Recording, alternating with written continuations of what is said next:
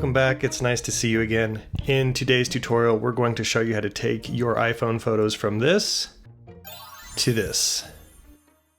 This is a beginner tutorial, so if you are brand new to editing your photos, do not worry about it.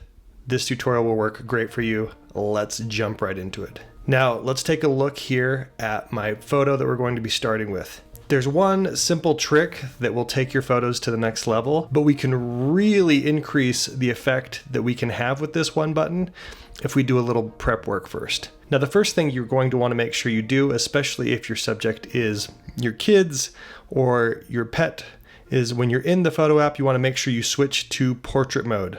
Portrait mode makes it so that the background of your photo has this nice blurry bokeh effect, which is nice.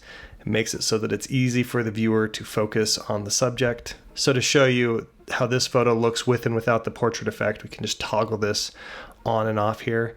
And you can see it makes a huge difference in the perceived quality of the photo. It makes it really look like a professional camera right out the gate. Now, the next thing that you can do that I failed to do in this photo is hold your camera straight. If you look at the background, there's a little bit of a slant to that horizon line. Now, if we tap this rotate and crop button in the bottom right, I can just give this rotation a little tweak until that horizon line is nice and level. All right, that looks pretty good for our purposes. Now that you have a strong foundation laid for your photo, let's show you where this one trick is.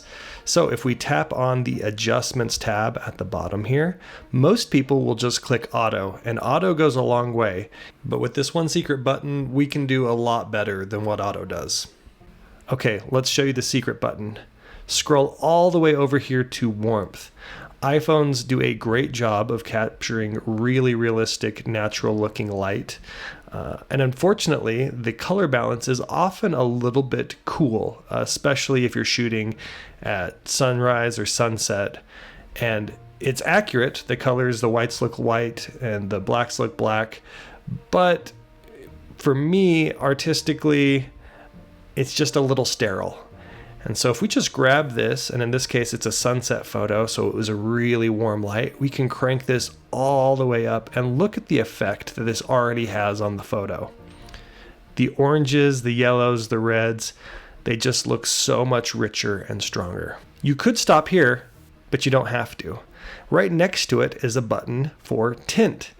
Now, especially when your photo is of people, it's really nice sometimes to just add in a little tint. And you can see if I crank it up, it really blows out these magentas, these pinks, these reds.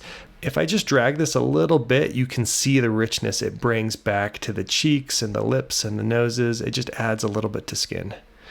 Now, if you don't feel like you're out of your depth already, well, let's give you one more little trick. We're going to scroll all the way over here to Vignette. This is something that can really make your photos look professional. It mimics what a lot of real lenses or professional photographers will add in post, and that's just a little darkening or lightening around the edges. And you can see with this photo, just a little tweak to the vignette goes a long way to bringing your focus right in there to the subject. If you're not finished yet, you think, okay, I can handle those 2 or 3 buttons. Let's come over here to saturation. That's what most people would bump up. Saturation is usually way too strong. You can see if we drag it all the way to one side, it just blows out the image. The colors are just way too rich. But right next to it is a very powerful button called Vibrance. Vibrance selectively brings out certain colors in a more natural way. And you can see if we drag it all the way over, it doesn't blow out the image that much.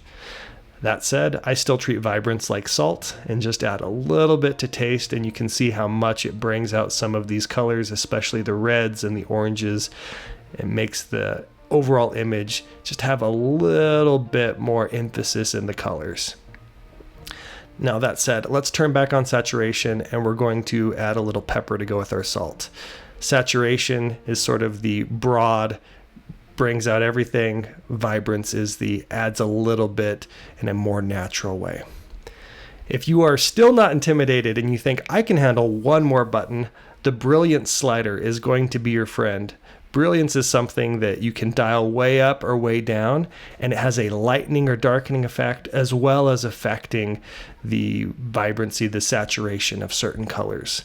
So we can toy with this just a little bit and we land on something that feels, I think, really good. All right, that's it for this tutorial. If you would like to see more iPhone editing tips, if you would like to know how to take your photos or videos on your smartphone to the next level, please like and subscribe. I've got a tutorial in the pipe on how to take better iPhone videos. There's one special trick to that I think makes all the difference in the world. And if you have something that you want to have answered about how to make your iPhone photos work better, maybe there's a lighting situation that's just not working for you, leave that in the comments below.